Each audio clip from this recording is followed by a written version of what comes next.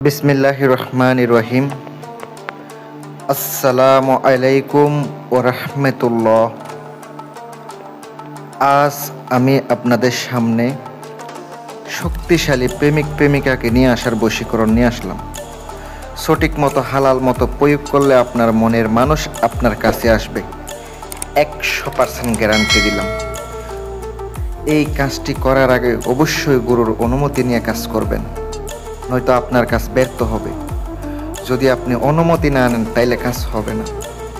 যারা ব্যক্তিগত কাজের জন্য দূরে থেকে কাজ দিতে চান, স্ক্রিনে আমার নাম্বার দেওয়া আছে, আপনারা যোগাযোগ করতে পারেন। সম্পূর্ণ ভিডিওটা দেখবেন।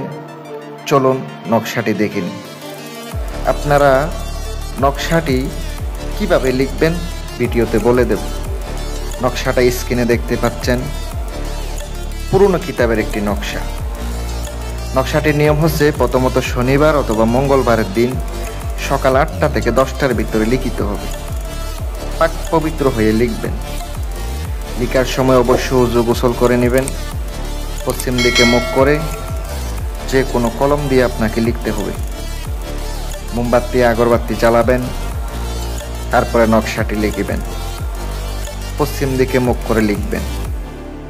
নকশার নিচে মেয়ের নাম, মেয়ের মায়ের নাম, ছেলের নাম, ছেলের বাবার নাম লিখিত হবে। নকশাটি নিজের সাথে রেখে দিবেন। আল্লাহর রহমতে ওই কয়েকদিনের ভিতরে আপনি তাহার সাথে দেখা করতে যাবেন, সে আপনার জন্য পাগল পারা হয়ে যাবে ইনশাআল্লাহ।